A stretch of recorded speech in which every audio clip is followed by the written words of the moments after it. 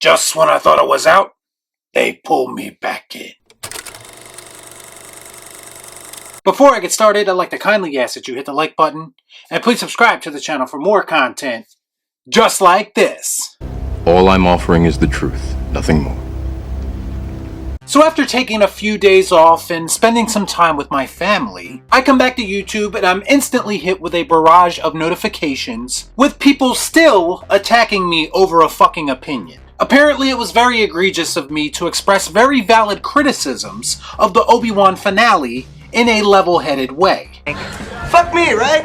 To be clear, this series isn't worth the attention that it gets, but it is necessary for me to address certain things when new information comes out that pretty much supports the position that I have. A position that I receive personal attacks for, by the way, like this one. Or this one. Or even this one. Imagine being so fragile that you take a YouTube video to that level. It's not that serious, people. Say, I spell it. S-O-F-T. Soft. Huh?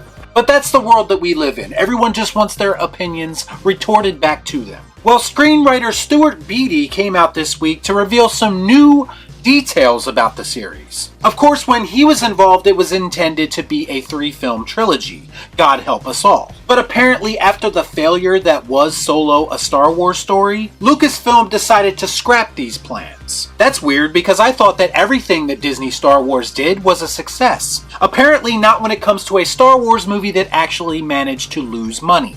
And you blew it! But one of the notable differences in his version of Obi-Wan involved the most controversial character, that being Reva. In this version, apparently she was going to be killed by Darth Vader near the end of the story. Now, given how ridiculous their actual confrontation ended up being in the show that we got, not only does it make more sense for Vader to kill her, but that would have also eliminated some of the inconsistencies in the series that people took issue with. Then why the fuck didn't you say so?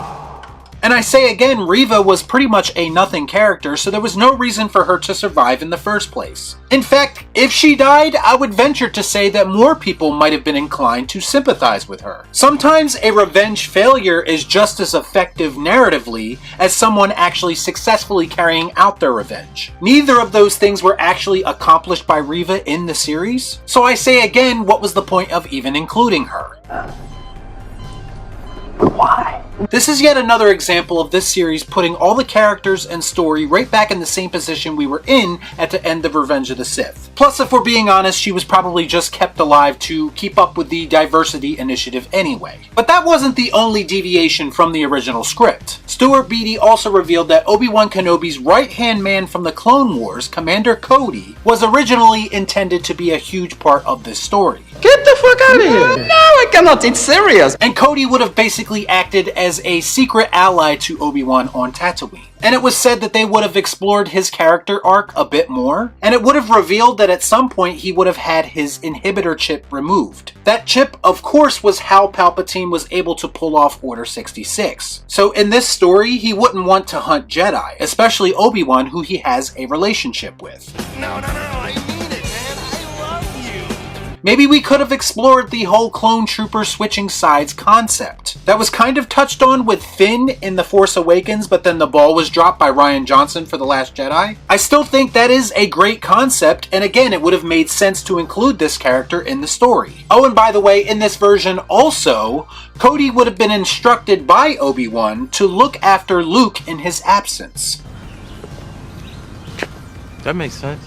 So I ask again, why was this character removed? That would have eliminated yet again another one of the biggest criticisms about this show. That being Obi-Wan just abandoning Luke for Leia. If you have an attention to detail, that eliminates the possibility of nitpicks. Things like character development are important. A clone trooper going rogue and trying to make amends for things? That sounds like a lot more interesting side character than the ones that we got.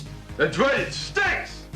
And that's the point I've been trying to make this whole time. There are better stories to be told with these characters, but Lucasfilm would rather lean on shallow nostalgia bait, because it's easy. And it's poorly constructed nostalgia bait at that. But I'm the problem, right? My standards are just too high. I realize that a lot of people are too ignorant to hear a different perspective from their own, but we have so many examples now of both current and past Lucasfilm employees basically proving all of our points for us, and somehow the shills still won't admit that they are wrong.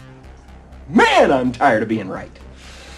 It's pointless to argue with these people because they already have their mind made up and they're not open to conversation. So you need only respond to them with just one statement, that being, raise your fucking standards. Because that's exactly why we don't get better content, because most people are too accepting of mediocrity. And I believe it hurts their feelings when people like myself speak honestly about that mediocrity because they didn't have the balls to say it themselves. Stop being a bitch and come on!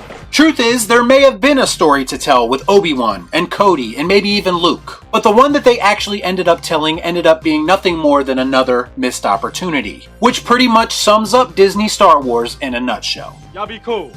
Right on.